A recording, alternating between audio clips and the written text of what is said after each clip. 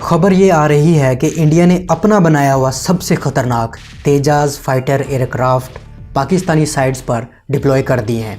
ये खबर सुनने के बाद पाकिस्तानियों की हालत कुछ यूं है। अभी मजा आएगा ना भिड़ो नानजी भाई, अभी आएगा रोड पे। लेकिन मैं आपको बताना चाहता हूं कि तेजा कोई मजाक नहीं है, कोई आम फाइटर नहीं है।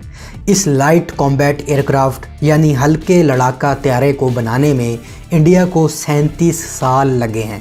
37 ईयर्स यानी तकरीबन 4 दहाइयाँ लगी हैं इस हल्के एयरक्राफ्ट को बनाने में। तो जिस एयरक्राफ्ट को बनाने में इतने साल लगे हैं तो वो ख़तरनाक तो होगा। तो जानते हैं कि तेजा से इंडिया को क्या क्या खतरा है। आगे बढ़ने से पहले बता दूं कि इंडिया तेजा जैसा एक और ख़तरनाक हथियार बना चुका है जिसे अर्जुन टैंक कहते हैं। इस अर्जुन को भी बनाने में 35 साल लगे हैं। अर्जुन पर डिटेल वीडियो बना चुका हूं, ज़रूर देखिएगा। तो सवाल ये था कि आखिर तेजा में ऐसा क्या है जो इसे बनाते 37 साल लगे हैं। इंडियन एयरफोर्स ने हिंदुस्तान एरोनॉटिक्स लिमिटेड से 1983 में एक डील साइन की कि ये कंपनी इंडियन एयरफोर्स को 83 तेजा एयरक्राफ्ट बना के देगी। लेकिन 37 साल बाद फरवरी 2020 को इस बेहाल कंपनी ने सिर्फ 16 तेजा बना के दिए हैं। पहले इस प्रोजेक्ट की कीमत 560 करोड़ रुपए थी, जो कि बढ़कर 11,000 करोड़ रुपए तक जा पहुंची है। आपको बता दें कि तेजा इंडिया का खुद का बनाया हुआ हल्का जहाज़ है, बस इसके सिर्फ 70% पार्ट्स इंपोर्ट किए हुए हैं। इंडिया के पास टॉप 30 डिफेंस कॉन्ट्रैक्टर्स हैं और उनमें से कोई भी इस खतरनाक तैयारे के पार्ट्स नहीं बना पाया, इसलिए बाहर से मंगवाने पड़े।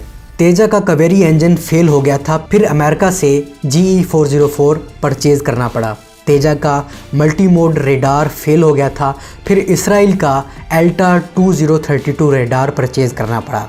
तेजा का रेडोम फेल हो गया था। रेडोम इसका अगला हिस्सा होता है जो रेडार को प्रोटेक्ट करता है, ये तक फेल हो गया था, ये यूके से मंगवाना पड़ा। इसका flight control system foreign sources से परचेज करना पड़ा।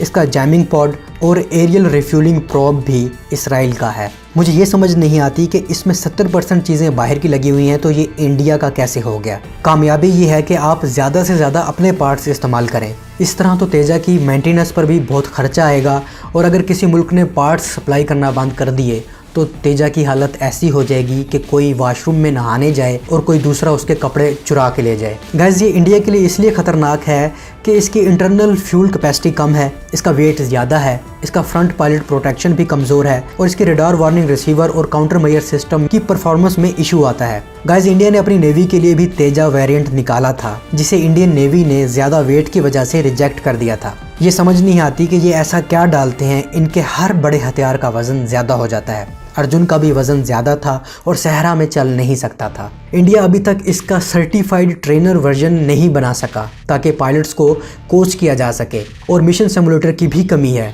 पायलट इसको सही से उड़ाना कैसे सीखेगा और इससे लड़ना कैसे सीखेंगे। दोस्तों, ये सब बातें इंडियन न्यूज़पेपर ने ही लिखी हैं। गाइस, इतनी खूबियों के बाद आप जान चुके होंगे कि तेजा कितना ख़तरनाक है इंडिया के लिए। तेजा इंडिया में एक बड़े फेलियर के तौर पर जाना जाता है और पाकिस्तान में समोसे के तौर पर। अब जब इंडिया ने तेजा हमारी साइड पर डिप्लॉय कर ही दिए हैं तो चाय और समोसे का ज़बरदस्त किस्म का कॉम्बिनेशन बनेगा। अब तक के लिए इतना ही। वीडियो पसंद आई है तो लाइक कीजिए, दोस्तों के साथ शेयर कीजिए और अपनी ही राय से ज़रूर आगाह कीजिए। मैं मिलता हूँ एक नई वीडियो के साथ, तब तक के लिए इजाज़त। अल्लाह हाफ़िज़।